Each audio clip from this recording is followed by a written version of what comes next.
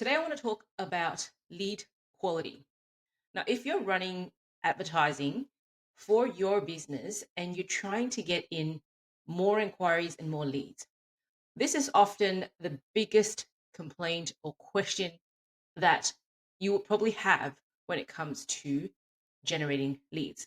Oftentimes, when we as an agency that specializes in running paid ads would get is, The leads are weak. why is the quality of leads so bad?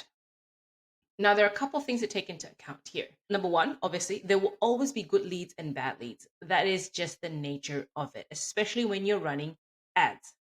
This is going to be very different if you're producing your own content, if you are generating leads from word of mouth or referrals.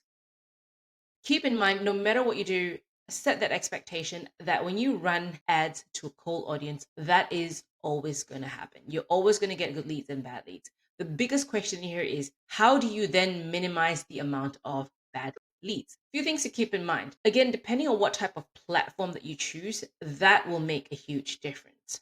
But each platform would have their own purpose. Obviously, AdWords would have a much higher intent because someone is intentionally searching for a solution or a specific treatment. So you'll generally get people who are more ready to buy.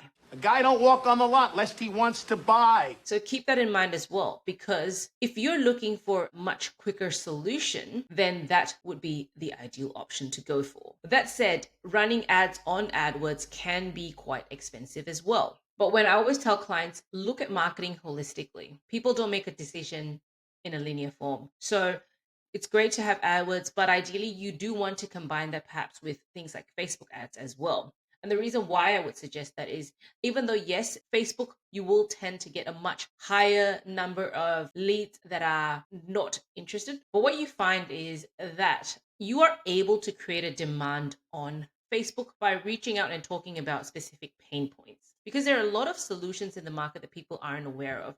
And Facebook allows you to educate customers.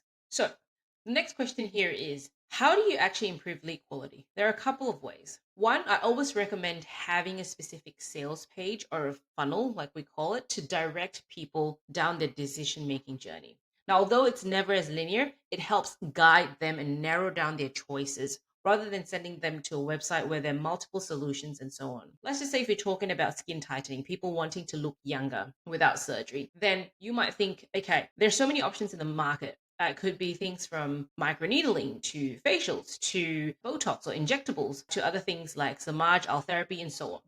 There are a lot of options in the market. So you want to be able to educate your clients or prospects on the treatment that you're offering them and whether it is suitable for them. Having a sales page or funnel helps to narrow down the audience to target your ideal audience. And that's tip number one. Tip number two, I would always recommend when you are running ads, whether it is on Facebook or even AdWords, incorporating videos to your marketing because people buy from people. And again, I probably said this many times, it's always good to have a face to the business. You want to be able to explain how your treatments are different, to be able to explain your unique selling points. That would allow you to stand out from your competitors. If you're able to educate why your solution is the right solution for a prospect, that is likely to bring in more qualified leads. Now, the third thing here is, should you reveal pricing? Oftentimes, with this inquiry that I get, they say that leads are bad quality because all they want to know is how much does it cost. There are two views when it comes to this. I won't get into too much detail about this. I personally do think it's a good idea to reveal the pricing, but reveal it in a way that you give them the right context before showing them the price. This oftentimes then weeds out the kind of prospects that cannot afford your solution if you're selling something that is a higher ticket. Now, again, if you're not able to offer a package or if it's a very competitive market, then that might be something else that you need to reconsider.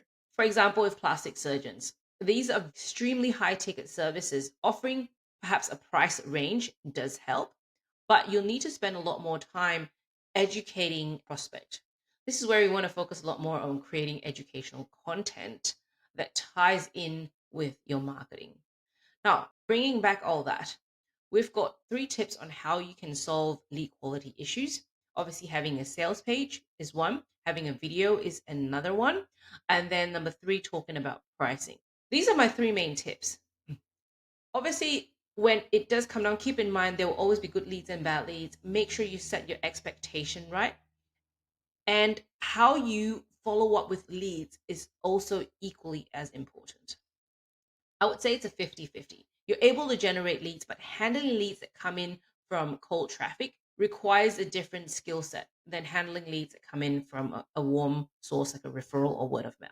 But that will be in another video that I'll be recording that you can have a look. So that talks about sales techniques when it comes to managing leads from cold advertising.